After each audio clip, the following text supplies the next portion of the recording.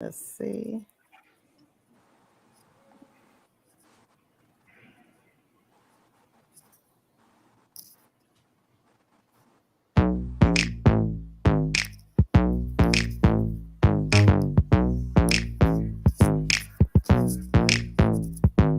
Fresh out the oven, straight to the bank. Ben's Hager smelling like bank. Seats, somebody died on them. Kitty looking like somebody cried on it. Ooh, what you looking at? What you looking at? Body like cinnamon roll. Icing on the top, if you got it, let's go. Yes. Oh my Yes. goodness, this new Yes. look, girl, Yes. this new look. This new look, we just look fabulous, honey. I'm looking at it online. Fabulous. I'm like, oh, that's cute. Right. Like, bitch. You're Really looking a cute. little fabulous. Yes, I Hello, love hello, it. hello, everyone. Welcome to a. Ooh, what do we get? A makeover, a facelift, Girl, yes. The a Brazilian. overhaul. We got a Brazilian butt lift in this bitch.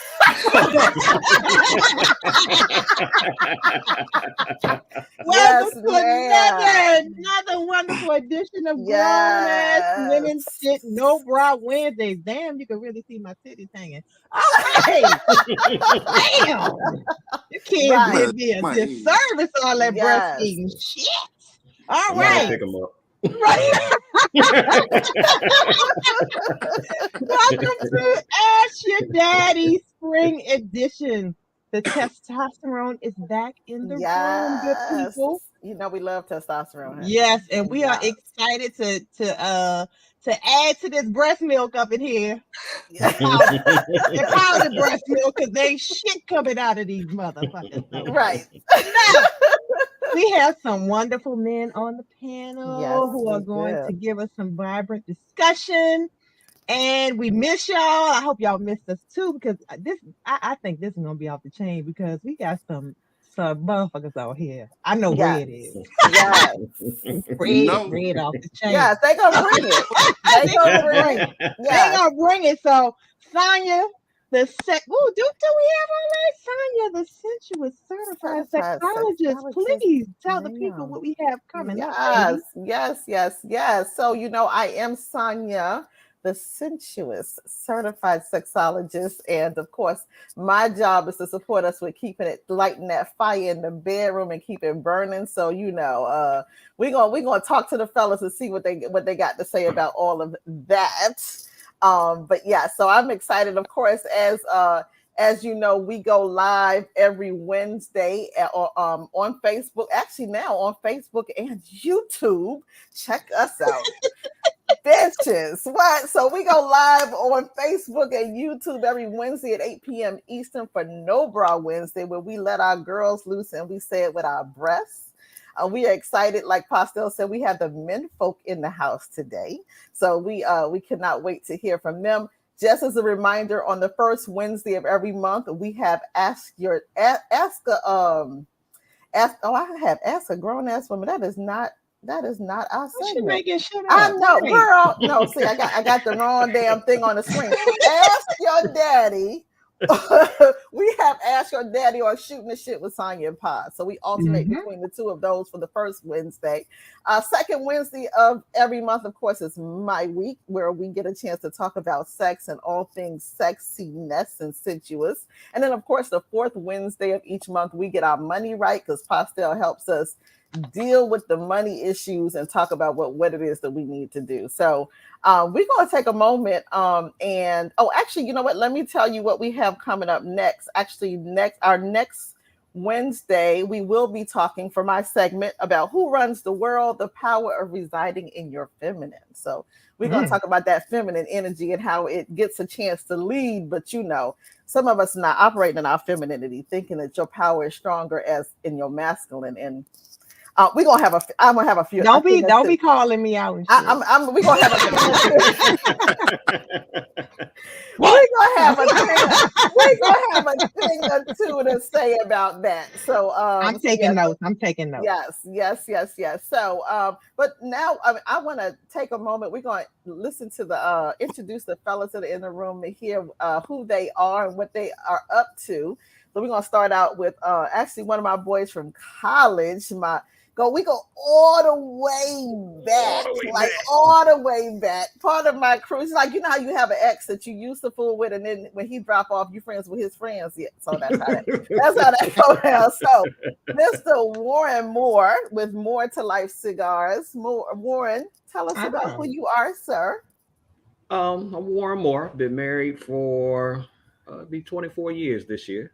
Okay. Good. Yep. Yeah. Yep. Three kids. Like we met at FAM. You know, so I do IT data security full time, but I've actually just started because I'm a cigar smoker. So I just started my YouTube channel and all my stuff with More to Life with Cigars. So if you're interested in nice little tips and tricks and stuff like that, look me up. I'm on Instagram, Facebook. And like I said, I'm getting all my video together for my YouTube channel. Awesome. Nice. And then I have my other spiritual brother. Well, as Pastor said, her spiritual brother and mine, Mr. Kurt, and me and his wife are like this. That's like my bestie, my girl, my sister, my everything. So Mr. Kurt, who is all about video, and he was hooking us up with making sure we were even all together for this show. So Kurt, introduce yourself. Tell us what you got going on, sir. Okay. As Sonny, the certified sexologist, said, I know these wonderful ladies, through my wonderful wife. We just recently celebrated 30 years since our first date. Congratulations. Oh, wow. I'm happy to say we're still very much sweethearts, and that's the best part of my life. I also have a show on YouTube, Warren. It's called Mr. Kurt Loves Movies, where I talk about classic movies, the movies that inspired me when I was a kid growing up and learning how to tell stories. And during the day, I am very blessed to be working with the best set of coworkers that I've ever had at NBC Connecticut, where I make commercials. All right, Mr. Kurt. And last but not least, is Pastel's homeboy. Homeboy. Mr. Jeffrey. Tell us a little bit about who you are, sir. How y'all doing? I'm Jeffrey. I'm a fiber technician working for Verizon. I really maintain their fiber network system. So if any of y'all are Verizon customers, Fios customers, and you're watching your video on demand and it's not working, I'm the person that has to fix it, basically.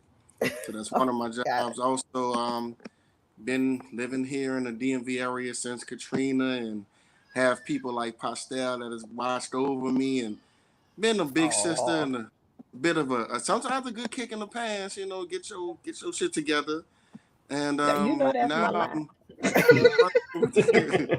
right now I'm just trying to be I'm more focused on just being a good father right now. I have 2 8-month-old twins that I'm kind of wrestling with. The twin sisters. The twin sisters. My twintations. But as far as my relationship status, it's complicated. It's complicated. Would be great. Got it.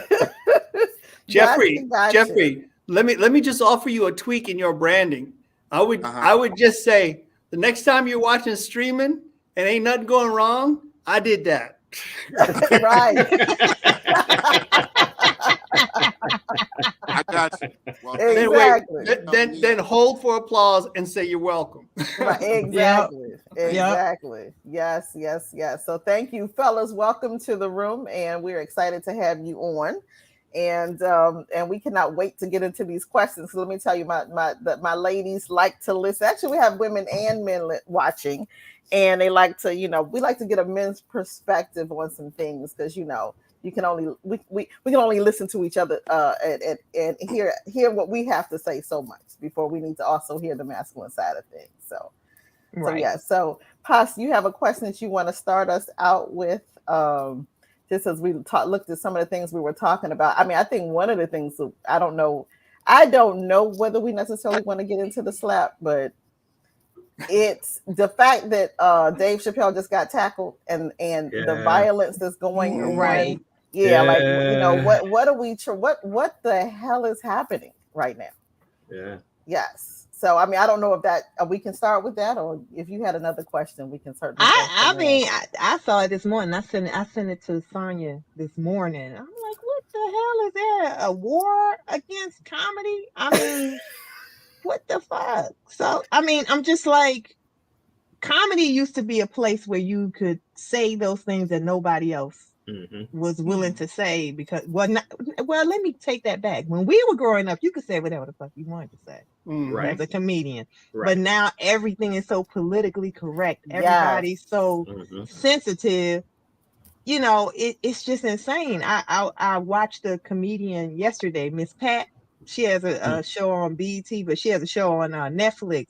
And she said, ooh, she was like saying some awful shit, but it was funny.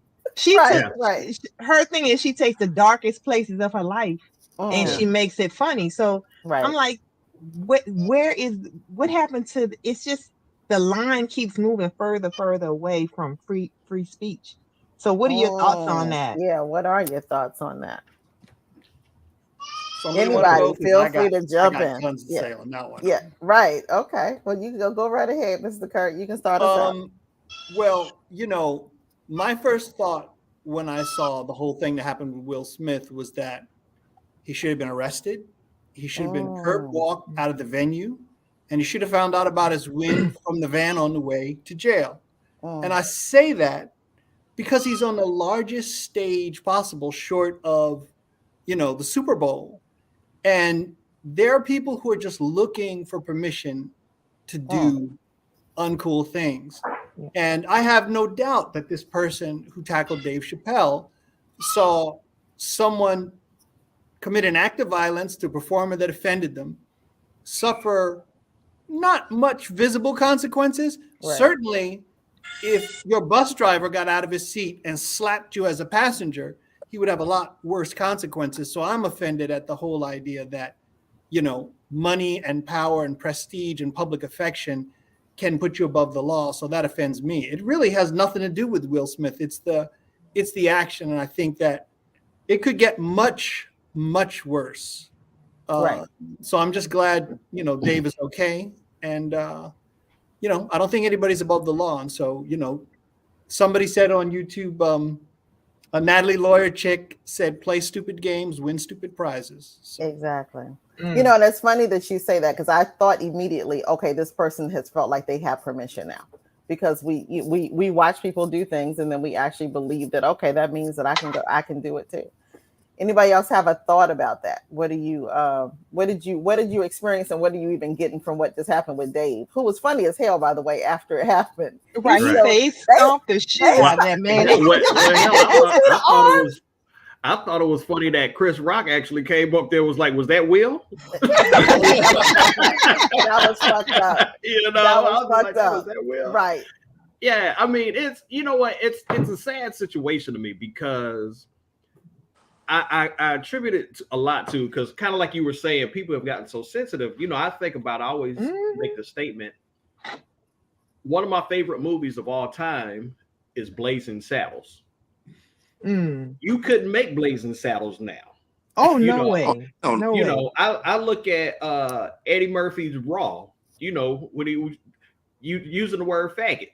You can't use that now. You know what I'm saying? I just can't believe you said that. You know, in the Will thing, I you know, it's catch-22. I think it would have been better for him to get arrested. And I say it because of this. Is not only do people think, okay, well, I can get away with this, so I can try this. You know, first of all, Will got money, so the shit that my man did today ain't the same thing. Ain't gonna happen to Will.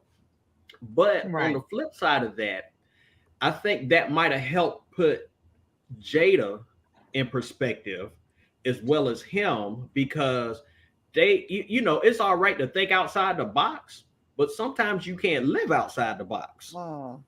Right. Exactly. You know what I'm saying? And Yeah. Or at you least begin not to without think consequences. without consequences, you know, Right. and I mean that's what I try to teach my kids. I'm like, you know, my daughter, she just turned 14, so y'all pray for me. Um, you know, look at Got she it. got her 8th grade dance this week. She back to getting her hair done. I'm just like, come I on. know that's right. But you know, I remember she used to want to get a YouTube channel. And I'm like, Mm. nah, you can't get a YouTube channel. I said, you gotta wait till you get a little older. I said, because there are people out there that just feel like because they're sitting behind a keyboard, they can say whatever the hell they want to say. Yep. You know what I'm saying? And there's no consequences to their actions. And that's why you see some of these kids with the suicides and all that stuff.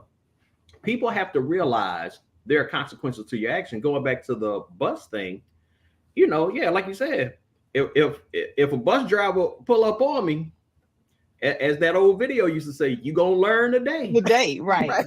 Right. That Exactly. part. Yeah. Exactly. I want to piggyback off of what he said as far as he was saying as you know people being pretty much kind of reckless with how they're talking for the most part. Yeah. Um, he said there's consequences in living outside the box. See, that's exactly the lifestyle that kind of Will and Jada are living though. Because if you think about it, this red table talk. You go out and you tell all your business Yep. and you emasculate Will. So now he's in this state of mind that's causing him to react and have a certain behavior to be this particular man, and not for the world to see, it's all for Jada to see. So now you carrying on and doing all of these things, but you're not realizing how that makes you look as a man, not just a person, but as a man. As far as the situation with Dave Chappelle, honestly, I saw the clip, but I didn't get to see, you know, how it all went down.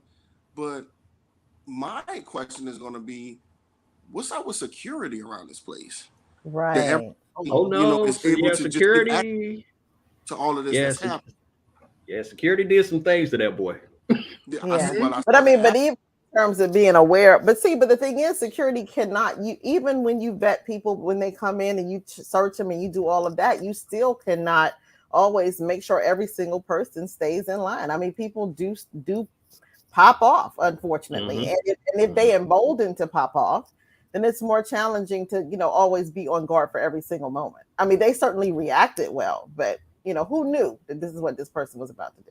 And I'm always worried whenever I see an example for young black men, for, you know, someone they admire, see them do something reckless as a bad example, because we can't afford to slip and think we can get away with stuff, because it ain't gonna fall the same way.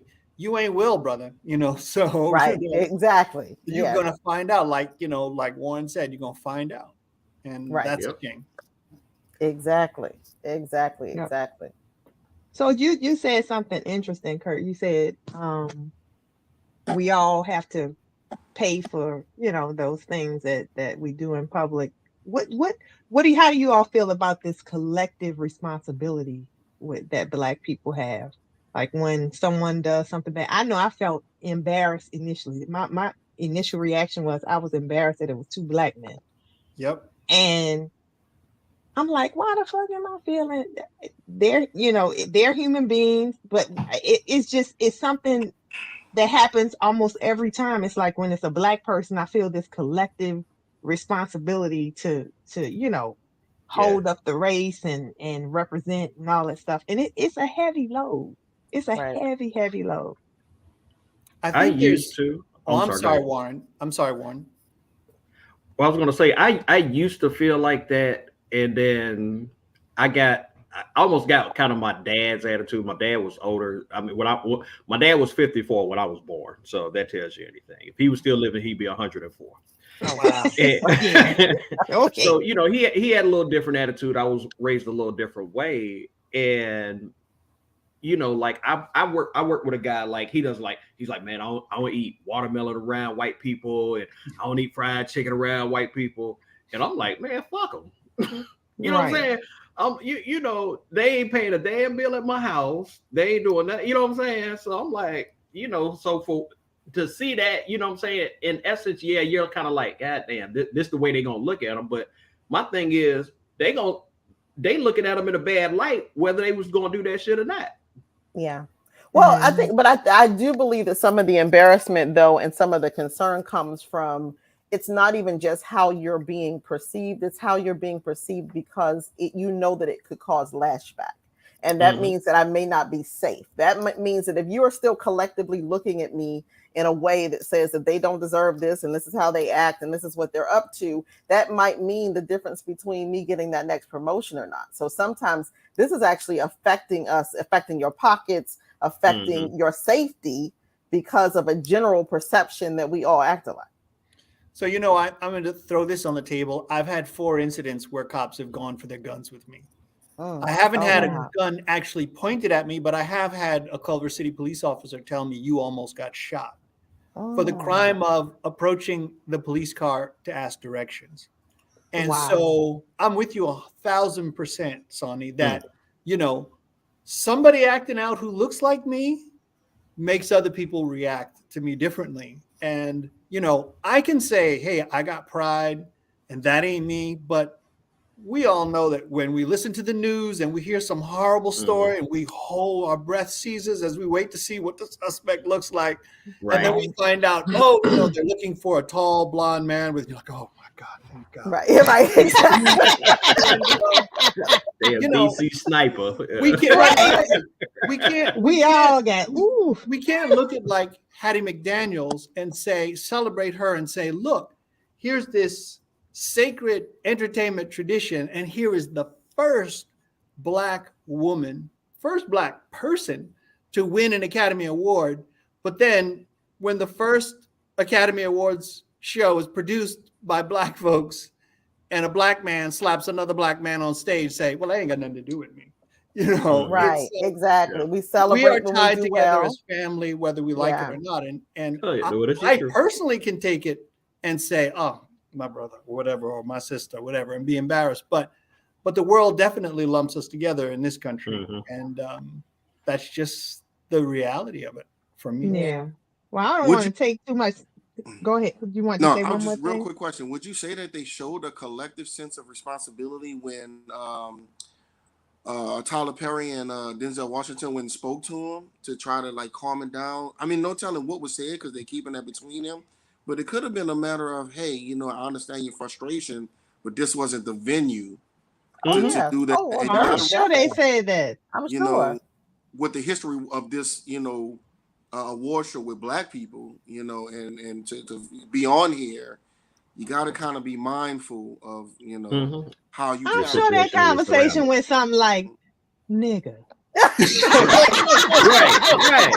right. Especially with Denzel. What is especially with Denzel. Yeah. Right. Denzel looked mad as shit. He was like, you know what? Right. Yeah. He's not together.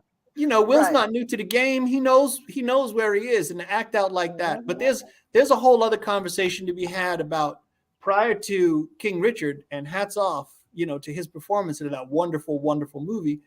But, you know, his star had been on the decline for some time. I mean, he hit such a height at the height of his career. And, you know, I think he's feeling a number of things, especially if you listen to the lyrics of his last album. A lot of complaining, a lot of hurt feelings, a lot of, am I not Black enough conversations. Yeah. Right. So he's always his book. His book. Well, too. you look at because I was my wife's reading this book, and you know, he talked about feeling not being able to protect his mother. Right. You know what I'm saying? You know what I'm saying, as a child. But if you look at, I don't know if you looked at Bel Air.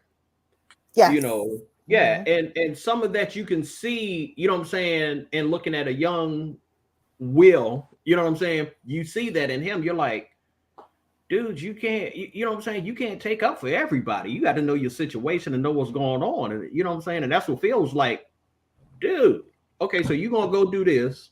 You're going to mess yourself up, get killed, blah, blah, blah. It's the same situation. You're going to go up on stage. You're going to slap this man. Now you costing yourself millions of dollars. Right. You know his what I'm saying? Career, maybe. Yeah. So. Well, Yeah, let's so- move on to something else because god damn that damn bill. I know everybody's time. I just Sonya started that shit. Sonya Ooh, started. I did. But, you know, they taking comics out now, so shit. Yeah. This right. is such a I turn. mean taking Let's the hope comments. not. That's really the thing about, um this whole sensitivity. I know with my kids, I'm like, damn, y'all so damn soft. Mhm. We and it's a good thing on one hand, but then it's like, damn, y'all so damn cottony. You can't really say anything to them because they're extra sensitive. And I'm Not like, even sensitive. They different.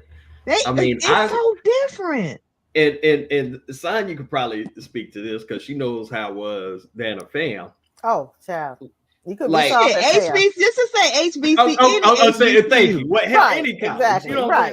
right. But back in the day, my philosophy was the ratio was 11-1. I was looking for Here my you 11. go. I figured there was a gay dude out there. I was looking for his 11. He was gonna be with another gay dude. I was looking for his 11. There was gonna be Oh, one that was Lord. gonna study. I was looking for his He 11. collected There was all the one that was gonna be 11s. booed up with one. I was looking for his 10. These kids nowadays, they serial monogamous. You know what I'm saying? Oh. Oh, we're not even talking about the same thing. I was like, where you No. going with this? No, Okay. he's talking But about- I mean, he's talking about they 11 to think a 1. little different. You know what I'm saying? Like when I talk to my son, like my oldest son is 25, and I'm like, dude, there's some women out here, but I don't really, you know what I'm saying? And I'm like, y'all think different.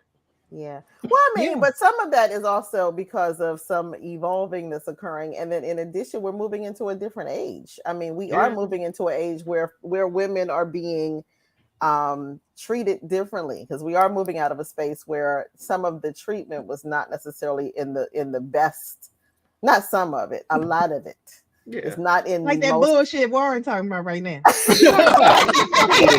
He just collected like a we got Sonya got on here. We talking about some 110. I'm like- experimentation, ain't we? he just collected like 120 women just there in the Damn. whole conversation. I'm trying to learn bodies. Is that what it is? Yeah. Is that what it is? Okay, Yeah. all right. So there is something to be said for the fact that women are standing up for their rights and saying that this ain't gonna work for me, and I'm not a what is it? Just a body to be experimented on and all of that. So some of them are, and we are moving into the age of Aquarius, which is a lot more sensitive. So it is the energy is a lot more sensitive. There's a lot more That's like true. this whole idea of brotherhood and connectedness and recognizing the other as me. So then if I recognize your feelings as my feelings, then I'm needing to make sure that I'm taking care of you as well as myself. So. It's hard to have conversations though, because it's for me having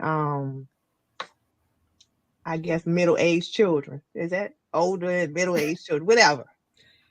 Just the whole act of having a difficult conversation, that eggshell feeling, like, Oh yeah. is she gonna cry? Am I gonna hurt her feelings? Am I saying too much? Because my daughter and I, we've been getting along great. But the other day we almost got into like a battle over a part in my head. I was like, I want my part over here. She was like, no, you told me you want on the other side. And I'm like, I said, okay, I know what side I told you I wanted the part on. And she's like, don't do it, mommy. Don't do it. Don't. I said, it's a fucking part. Oh, yeah. Bitch. Uh-oh. Y'all gonna be battling tonight over the show. I was like, but no, I didn't call her bitch. Right. I was thinking it. But so I mean, at the end of the conversation, I said, you're gonna have to learn how to have conversations that make you uncomfortable without, going into a whole anxiety attack. I was like, it's really a part. Yeah. It's really a fucking part, and it's not that serious. It's a lot. Yeah, but a lot I of think eggshells. But I think that you're getting into something though, because when you talked about the anxiety, we are all on like hot on 10, and this is not just because of a part; it's because of where we are. So as we were talking, we had a whole show about stress, And I mean, we have more folks killing themselves Mm-hmm. than ever and saying, Yeah. I can't deal because there's too much happening. This is too much for me. So some of it is not so much the part.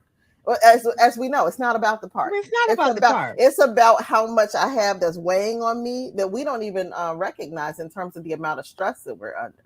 This is a whole other world. It's not like when you used to skip, used to be able to skip to school.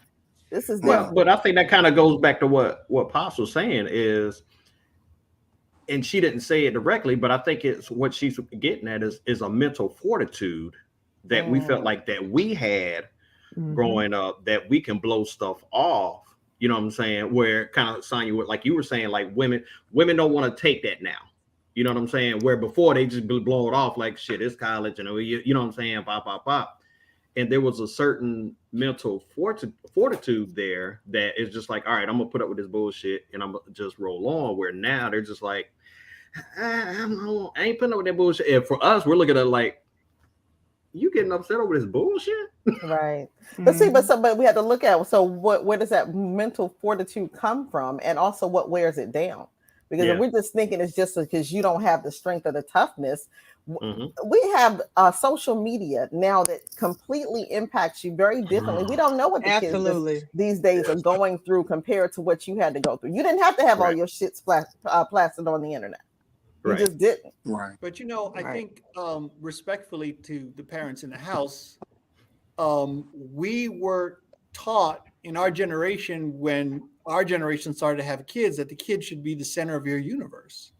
It's very hard to make your children the center of your universe and for them not to feel like they're owed something. And part of that is the protection of their feelings. And I don't think it's like, Mom, Dad, you owe the protection of my feelings, but the world owes them the protection of their feelings. And they feel like, because I feel something, therefore something is wrong. Well, you feel something that's true and that's valid. But, I grew up in the age of Don Rickles and All in the Family. And, it was just like entertainment was meant to be challenging, Richard Pryor, George Carlin. They were, Lenny Bruce was before my time, but comedians and entertainment were supposed to challenge you and let you know, this you're gonna have some stuff to deal with out there, right? And somewhere once Disney started taking over the world, entertainment for children got so sanitized.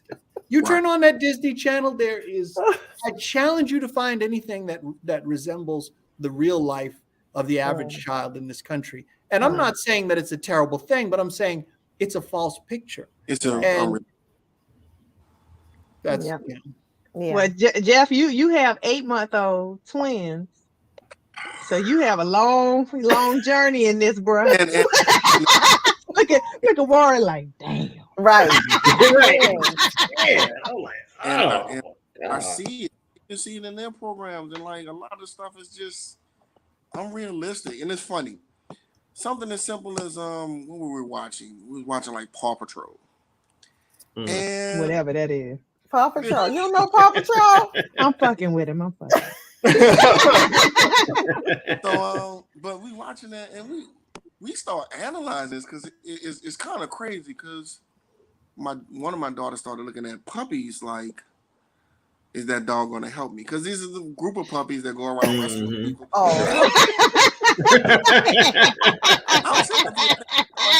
Because I'm watching. I said, what town like expects a 12-year-old boy and 6 puppies to ride around and wrestle with people?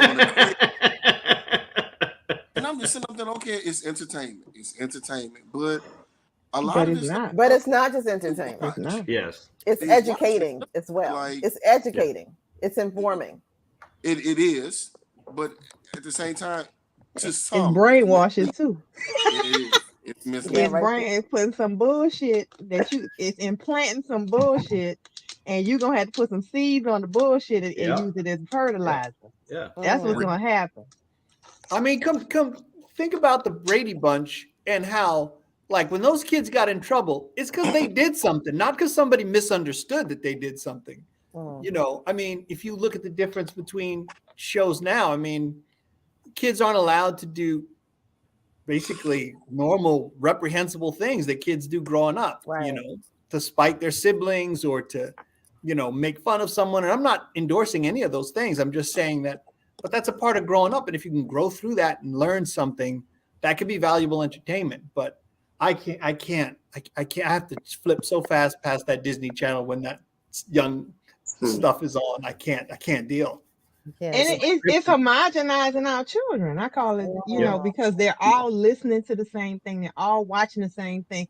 Like before, like you clearly hear Jeff's accent. You can hear mine when I'm talking to Jeff. But now I can't distinguish a kid from Cali from a kid from Florida, because they're all doing the same thing. They're all watching the same videos. They're all doing the same dumb shit. Right. It's not a lot of room for Individuality. Yeah, and culture. right. Exactly. It's eliminating culture. Yeah. I was watching Bloomberg the other day, and they were interviewing, I can't remember her name. She's Indian woman. She used to be the CEO of PepsiCo, and she's CEO or something now. But it was funny because she was talking to her daughter for like her 16th birthday, and she was like, what do you want for your birthday? And she's like, Mom, can you turn the internet off for a week? She's like, just so me and my friends could go out and talk to each other and just hang out, you know what I'm saying, and everything else. Yeah. And that's kind of, you know what I'm saying, what you're talking about, where you're at. There's no the communication. I can't say there's no communication. The communication is different. Yeah. You know what I'm saying? But when you're in, and what you guys talk about with relationships, you know what I'm saying, with women and men and men and women and how, you know what I'm saying, there has to be some form of physical contact communication there. And so many of these kids don't get it nowadays and stuff, and that's what made it even worse when you had the pandemic and these kids couldn't go to school, because that was nowadays, you know what I'm saying, that's their only form of actually physically talking to people and stuff. You got to think, I was telling my wife the other day, and she had a point. She said, when we were growing up, we talked on the phone. So you could pick up somebody's inflection, or if they were sarcastic, or if they were, pissed off or whatever. That's hard to pick up. I mean, how many emails have you sent to somebody or something, or sent a text to somebody, they're like, what the hell are you trying to say? Right. The other thing too about that, Warren, is that when you are face to face or over the phone, you can burn through a disagreement quickly and it's over. If somebody says something offensive and you just put down your phone and then for 3 weeks you don't talk, you're not really learning any coping skills. You're not learning how to. That's right there. Right. That's it. That's hitting the nail on the head. They can't cope. They not can't learning. cope. Cannot cope. Yeah. Wow. Well, let's move on to some shmoney conversation. All right. Yeah. We've been 38 minutes into this and ain't nobody talking about sex yet. I thought this was going to be a dirty. Hey, okay. I'll make sure we end it on a bang. Okay, we're gonna end it with the sex. Okay. So get your question ready. I got my question ready, honey. Yeah. Yeah. So a few weeks ago, well, what was that? Last week we talked about financially intimidated. We all are of a certain age. How are you? Do you all consider yourself financially savvy? Are you intimidated by finances? How important is credit to you? Take any one of those. We had conversations about all of that recently. Who wants to start? Can I start this one? Yeah, absolutely. All right. Do I find myself financially savvy? I'm gonna say not as much as I would like to be, but I will say that I have friends that are teaching me how to be, more financially sound and responsible. Does credit matter to me? Hell yes.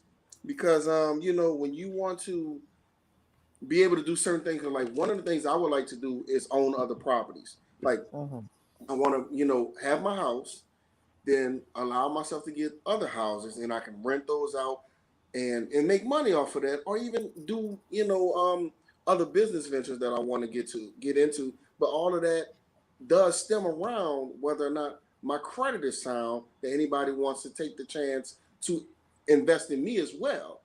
So Mhm. I take credit very seriously. I really do think that a lot of people don't look at tomorrow, and that's one thing I'm trying to get. That's Parcel's favorite topic. That's why y'all friends right there. Don't forget your future self. People don't look at tomorrow. Everybody is like, well, tomorrow's not promised, so I want to live for today. And Don't he sound like my friend? He does sound when like your tomorrow friend. comes, then what you gonna do? Yeah. So you gotta That's have what I yourself said, in a better position. So that's how I Yeah. feel about it. Well, I'm gonna switch it up. Warren, what's the first thing you learned about finances from your family or from your parents? It's almost a mixed bag. So my father had his own construction company. All right, pops. Yeah, but the flip side of that, my father died when I was 16. Mm. So I only learned a little bit of business from him. And at that time, he died. I'm, like I said, my junior year in high school. I'm about to go off to college. I didn't get, because my mom was a stay-at-home mom. My dad, she handled the house. He handled making the money.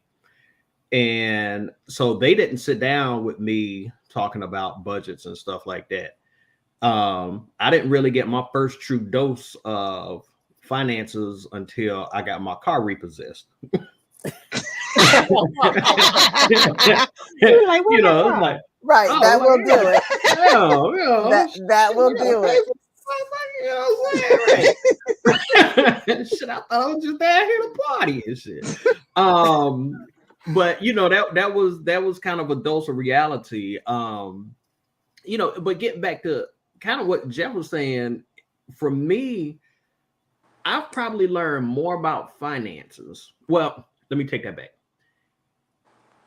I've focused more on finances and learned more about investing during this pandemic than I have the previous 40 some odd years of my life. And I mean, I have a best friend that's a millionaire and blah blah blah, and we used to live in a place in South Carolina called Petticoat Junction. That was my thing when I would, what I'm saying. It's a real place. Yeah, it's a real place. That was the show. Oh yeah, damn dirt. We got dirt roads and everything and stuff. But you have to put yourself around the right people. Yeah. You know what I'm saying? And so I used to do network marketing, and not sidebar, we'll talk about something later. But I used to do network marketing, and one of the things that I always took with me from that was a guy I used to listen to, his motivational speaker. He says, you have to work harder on yourself than you do on your job in order to get ahead in life. Absolutely. So you have to take the time out to learn about finances, to learn, to live a healthy lifestyle, to to take care of your family, to grow yourself spiritually and stuff like that. And like I said, over the last few years, with the COVID stuff and the way the stocks have been and everything else, me and my wife has jumped, both feet in, and for me, I'm a hustler. I work 4 jobs. Okay. You should supposed to work 7. Let's say one. You 3 jobs short. No, I tell people I'm a Jamaican. That doesn't include the catering business and the more life with cigars and everything else. Yeah. Okay. That's 2 full-time and 2 contract gigs that I work. Wow. But by doing that, I was able to retire my wife. Yes. And so, but there it is. But with that, I'm saying, she's retired from work, but she still does stuff here at the house now. A lot of people gonna look at this crazy. Like, I give her the bulk of the money that I make, she gets it.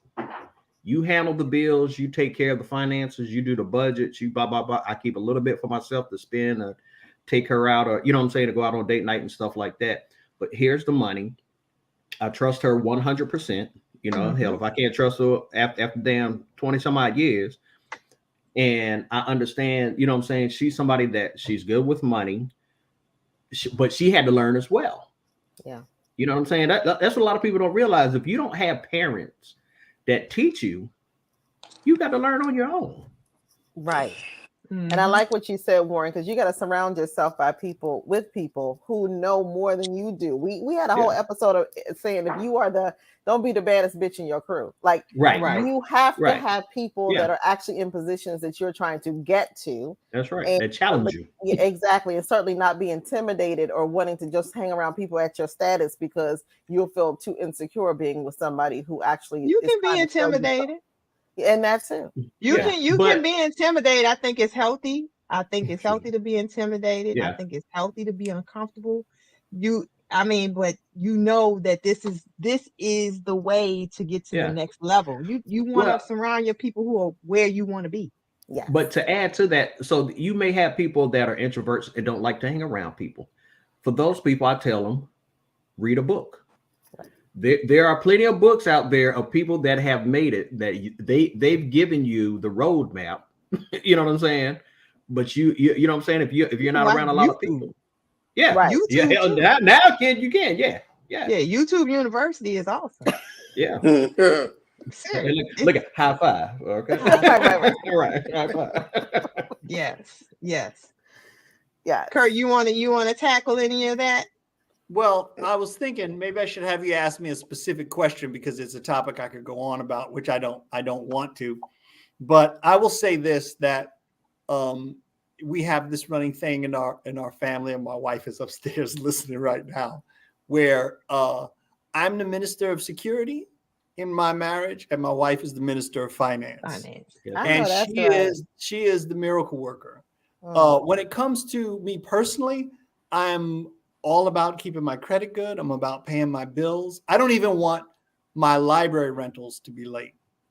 So I'm very much about that. But when it comes to the conversation that we all have to have when it comes to money, mine is not a great one. My father gave me good and bad examples. The good example was when it comes to earning it, I never heard him ever complain about his job. He was somebody who he was about work, didn't matter what he was doing, whether he was a social worker or whether he was an administrator at a college. And my mother told me even before that, he would cater events that people in his corporate life were attending, and he had no problems with it. So on that respect, that was huge. Never heard him complain about his job. But he was also the type of person who, when I needed money, would hold it out and snatch it away and scold me about something before he gave it to me or make a demand about how I use it. So I don't have a healthy conversation about money. And that's a problem. You know, I've focused, as I said earlier, maybe I didn't go too much into it. I've always been, the theater kid, the nerdy kid, the arty kid, loves to draw, loves to write, loves movies, loves, creating things. And so I've focused so much of my life in trying to be happy. But there's a long game you got to play. And if I said my head was fully in the game, I wouldn't be honest when it comes to money. It's still something that I'm working with. I don't dislike money. I like money, especially when it comes in. But in terms of building, that's a conversation I'm still working on. Okay, thank you. I was going to say, the one thing I will add to that, and so my middle son is on the autism spectrum. He has Asperger's, and he was asking me the other day because my older son has his own apartment, and we sat down and did budgeting and stuff with him. And I told my wife, I'm like, okay, so this summer, within my 4 jobs, he's going to work one of them. And she has to sit down with him and my daughter, show them our budget, the money that we got coming in, the pots that we got it going into, and I'm gonna pay him, you know what I'm saying, so he can begin to, to learn that. And that's the one thing I think that I always say, if we didn't learn it from somebody else and we felt like we should, and now that we know it, why would we not teach it to nobody else, especially our kids? Amen. Absolutely. Exactly. Yeah. Absolutely. Yeah. And you better start writing both of them kids off $12,000 a year. Employee. Bam! YouTube University. Just saying. Okay. Well, yeah, and that's the whole point even of this platform, because you know, even though we are all talking to each other, but we know that we also have a responsibility to be bringing up the next generation, and that we are having the conversations that we know weren't had with us. So it's like, you know, this is an opportunity. I know there's a story that Paz tells that I love, that she's standing in Popeyes and just stranger next to her, and she's like, hey, do you invest? And she's telling the girl to open up and download the app. Here, just put $5 in here. You can start investing now. Like somebody, she don't even know, some little young girl. But you know, it's an opportunity because somebody gets to expose us. We really, a part of our issues is lack of exposure. So the more you're exposed to something better, the better you'll do. Yeah, I forgot about the Popeye story. Yes, I love that Popeye story. That just to me means so much in terms of how committed you are to empowering others when it comes to money. Yep. Yes. I don't want to be the only rich one in the group. No, I don't want to be around broke people. Well, let's end this thing. Let's talk about sex, baby. Yes. What you got, Sonya? What you want? Let's see what Kurt has to say. Go ahead. Right. I'm waiting for the question. Yes.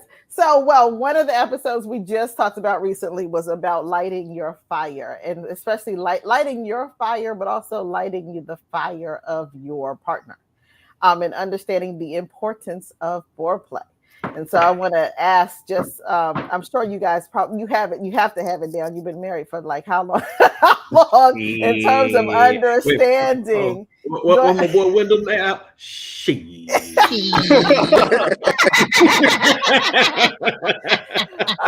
want to say, what have you learned over the years in terms of understanding the importance of like starting her engine, and really getting clear about how important it is and what a difference it makes in terms of where you guys get to go.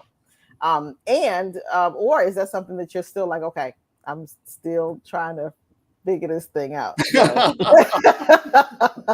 I'm sure not, but but we never know where we are. So so let's speak on foreplay. What you got? I think you're gonna need to call on one of the students. Go ahead. I'll answer. You know what I'm saying? Go ahead, Mr. Warren. Yeah, I mean, it's. I say it from this perspective. You're always learning, because over time, and this is the one thing you ladies, you'll really find this interesting. So this is how men are. Men will find something that you really like, and he gonna do that shit over and over and over. And then you over. get to the ladies get to that point like, I don't like that shit no more. He be like, but you always like that shit. Now I got to figure out the new shit that you like. You know what I'm saying? Right. So why you gotta figure it out? Just ask. Yeah. Well, see, because some people you can ask, some people you can't. Yeah, that's true. You know what I'm saying? I mean, that's a situation. I mean, you can ask, and some be like, I'm sure you guys done conversations where some people may not know their bodies as well.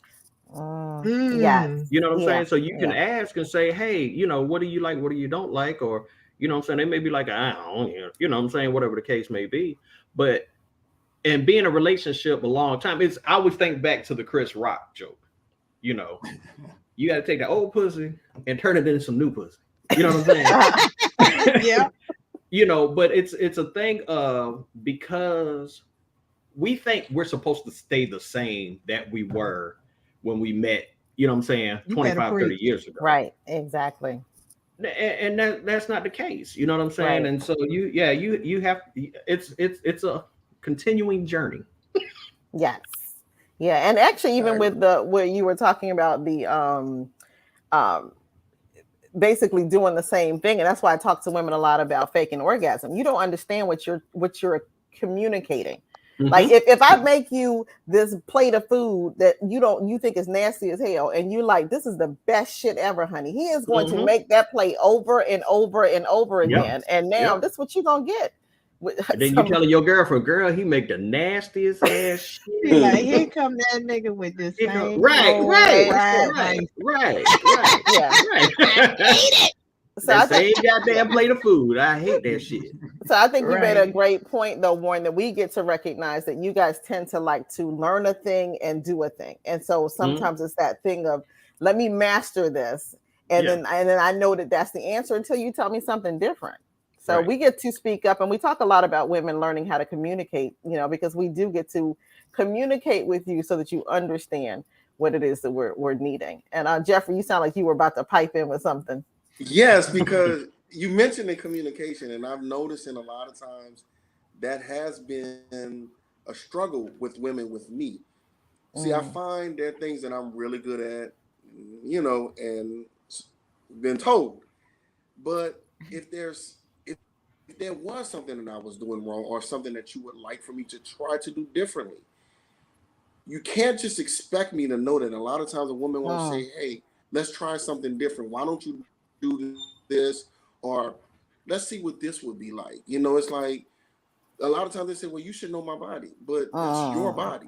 I'm still learning. Child, that mind reading bullshit is old and played, like, honey. Well, see, but on the flip side of that, though, is a lot of women don't want to hurt a man's feelings. That's it. Yeah. you see what I'm saying? So I won't tell you that I don't like this or I want to try this because it may be intimidating to you, or you may take it, as a man, you take it like, damn, all the shit I've been doing now, I can't do. You know what I'm saying? Right. So it requires openness. That communication requires openness. I'm sorry. Go ahead, Jeff. Exactly. If you tell me that you don't like it, I won't waste my time continuously doing it. You sitting up there laying down or whatever, like, are you gonna be done anytime soon? Like, are we gonna move to something else? So that's definitely a clue they don't like it. If that ain't a clue, I don't know what is. But depending on what you're doing, you may not pick up on that clue. That's You true. right. That's true. So, You understand what he's saying? He might not be in the vicinity. Right.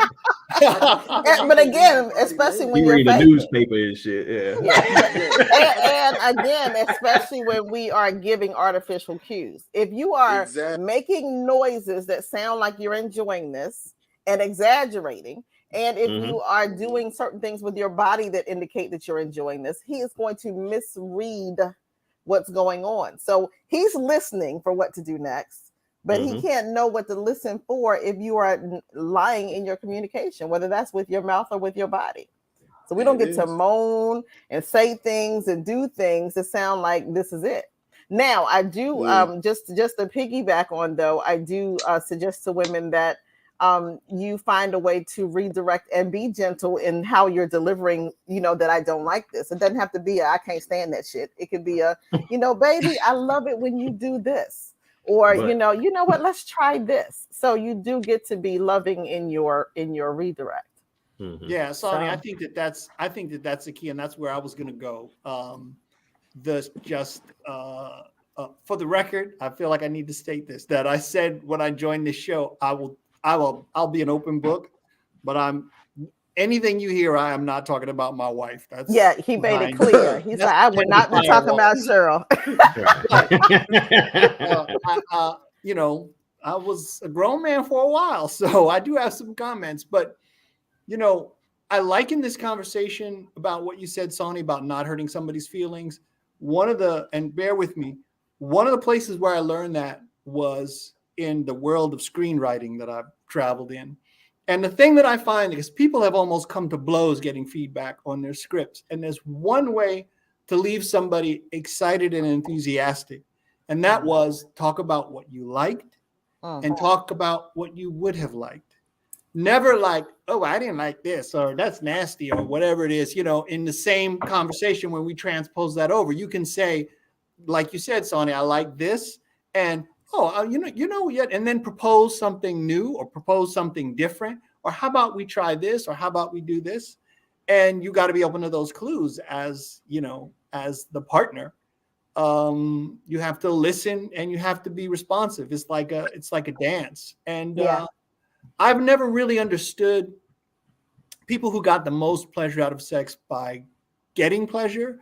For me personally, the ego trip is giving pleasure. The ego trip is having somebody come away and saying, oh, yeah, you're the one, Right. Just because of what you do selflessly. Right. And I've had the experience with two women who weren't at all into foreplay. And, you know, ladies, it can be shocking for a guy too. The whole notion that it's like, oh, okay, so there's no love up in this love sort of thing. It's just like, okay, handle this, you know. And there are times where, you know, sometimes you want to grab and go, and that's all good if you're both into it. But yeah, to not have it build up, to not start with the, you know, the glances and the soft conversation and the touching and all that other stuff. I don't understand how people burn through that so quickly. Yeah. Because that's, you know, that's the best part. Well, but I don't want to say, maybe I overstated. I don't mean to say that any aspect is better than another, but that's part of it. It's got to be part of it. Well, and I think that also comes from lack of knowledge and awareness of what actually would cause you to, what raises your energy such that you have better orgasms than, you know, kind of coming in cold. Jeff, you were about to say, or was it Jeff? You were about honestly, to. I can't have sex without foreplay, to be honest with you, because it works you up. It gets your blood flowing. It gets you really stimulated to where it's like, okay, I know I got her here. And I know this slightest little touch here is gonna, you know, start to get her to that edge. But now I'm ready to drive it home because now we're both fired up and we're ready to take it, you know, get all the way down and dirty. So for me, if there's no foreplay, it's like, okay, I mean, I can jump into it, but I'm really not going to enjoy it as much as if I was doing stuff, you know, prior to us getting directly into it. So, and I think that's something that a lot of people don't know, that men like foreplay too. You know? Yeah. So that's an assumption. And also a lot of people make. I think foreplay, it depends on the situation of the relationship that you're in. And I say that in the sense of, like, I hear women, and I believe this to be true. Foreplay doesn't just start in the bedroom. Oh my goodness, no. You see what I'm saying? It doesn't just start in the bedroom. So like you said, it may be a little play here, maybe a touch here. The catch of that is, in today's society, and especially that's why I'm somewhat envious of, say, like a European society or a Middle Eastern society. We focus so much on we live to work here versus them working to live. Mm-hmm. We get so busy during the day that by the time, you know, you get home in the evening time and stuff like that, men and women are kind of wore out. You know what I'm saying? And it becomes a situation of, you know, a man might be like, yeah, girl, I touched you. You know what I'm saying? I rubbed on you this way. And she like, man, you know how bad this boss done pissed me off today. Right. You know what I'm saying? And that's, you know what I'm saying?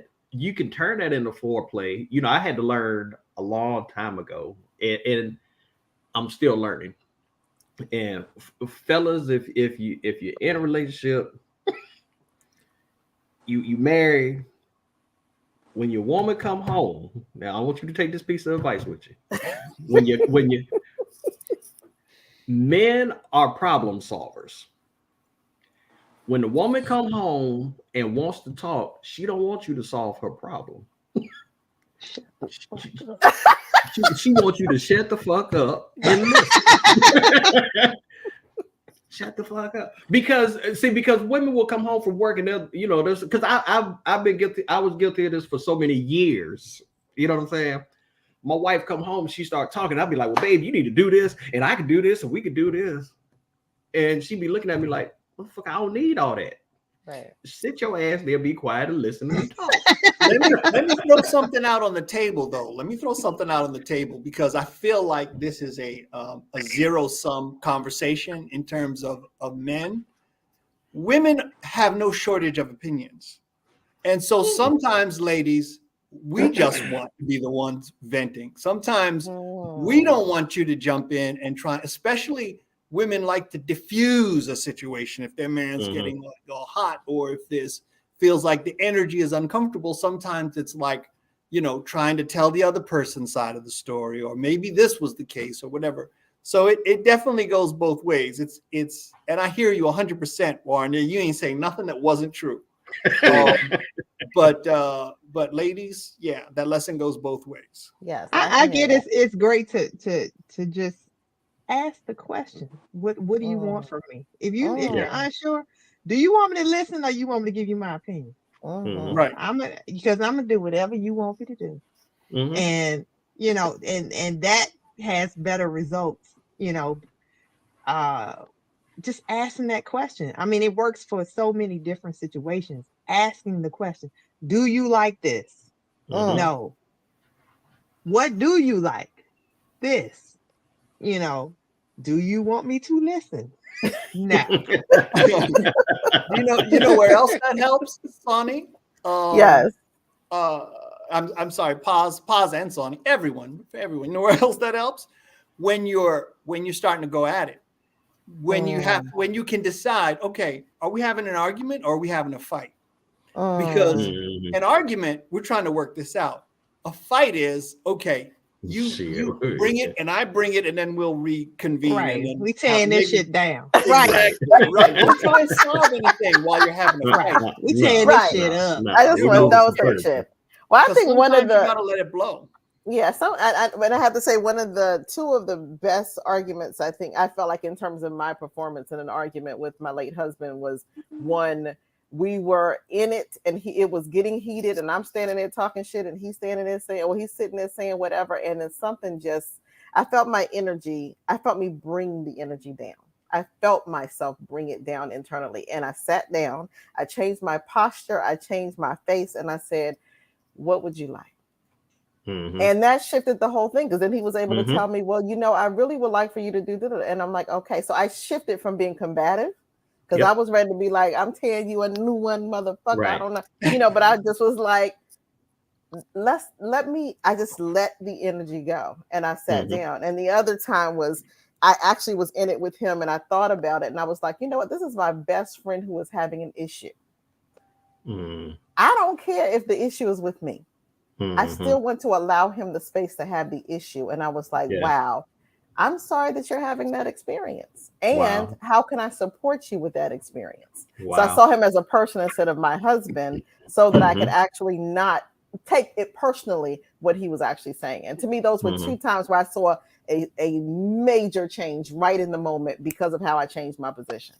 And you know what lesson that I feel like I have to learn over and over again when it gets heated? The thing that immediately changes the conversation is that really hurt my feelings. If she says it, if I'm up here, I'm like, oh, shit. If she's up there, she comes down. Right. Yeah. Because that's not something you can argue.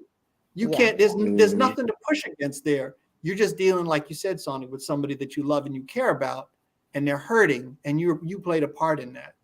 And no matter where your egos are battling, when you hear that, or at least in a healthy relationship, when you hear that, it takes all the piss out of everything. Wow. Yeah. Thank you. And on that note. Yes, on that note. Yes. You want a final word, Warren? Yeah, well, I was going to say, you put me in a frame of mind. I have a motto that I live by, and that's there's 3 sides to every story. My side, your side, and the truth. And we have our view, you have your view. Somewhere in the middle, there's a truth. You know what I'm saying? Like you said, we've gotten emotional over here. We're in our feelings here and our feelings here. And kind of signing what you were saying, you said, you know what? Let me take this down. There's some truth in what he's saying. I need to hear the truth. Yep. There you go. I love that. Yeah. Because that feedback is a motherfucker.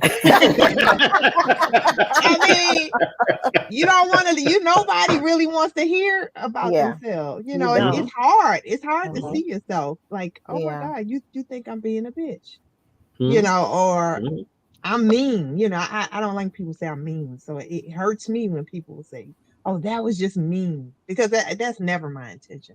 But I have to take that and look at it and say, okay, that's how this person feels. So what can I do so that you don't feel that way? Because I don't want you to feel that way because I care.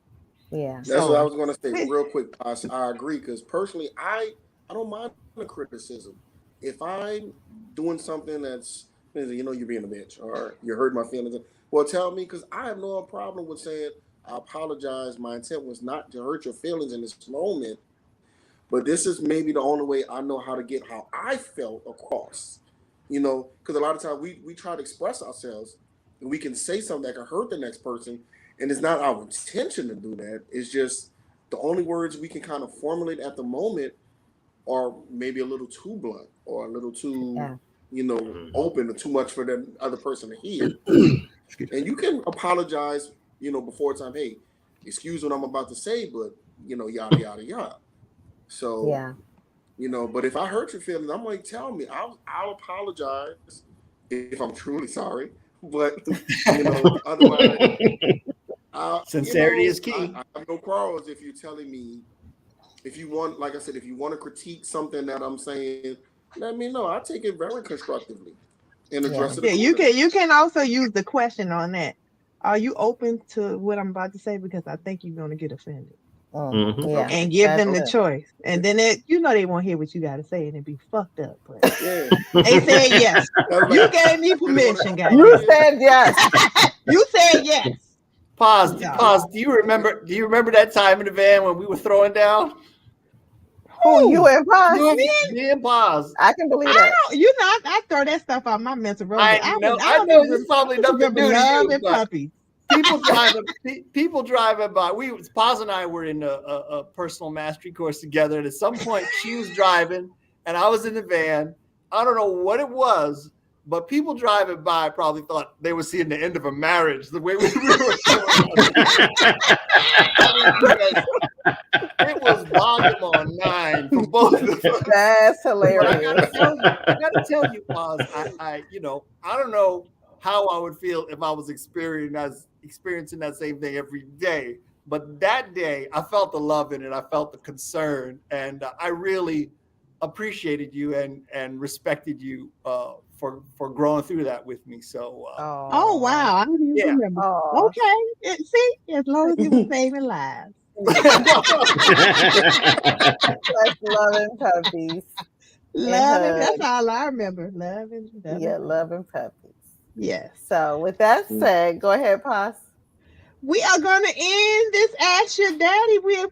We thank you guys for coming to the living room. Appreciate you having us. Yes, this was awesome. We went overtime because the conversation was so good. Yeah. We hope you guys come back in the future. So we're going to. What you said, Jeff? I said I like this. I would love to come back. Well, we would love to have you. We would love to have you. Yeah, we do Ask Your Daddy every other month. But in addition, we do segments where we're talking about specific stuff that if your expertise lends to that, we would love to have you on to talk about it. I talked to Warren about possibly having him on and talking about food in the Black community and some self-care stuff around that. But so think of some stuff that that you could bring that would fall into one of those 4. You know what he can bring? You got it. I got you read. Yeah. You got you. So yes, we would love to have you back on.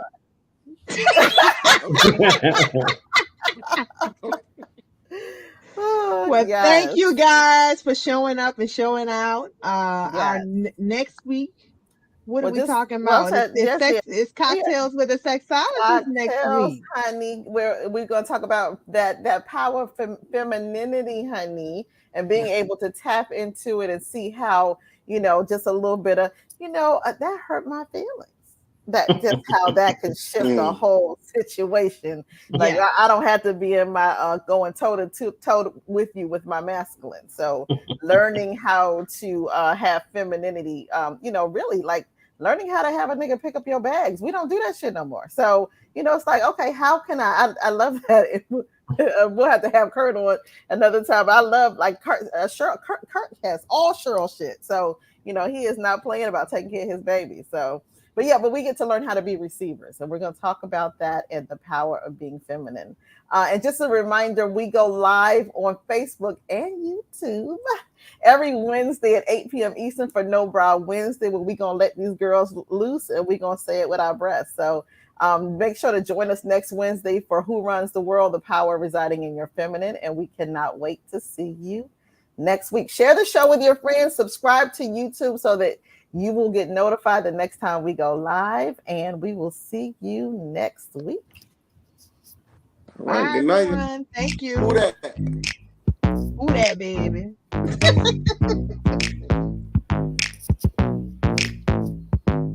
Fresh out the oven, straight to the bank.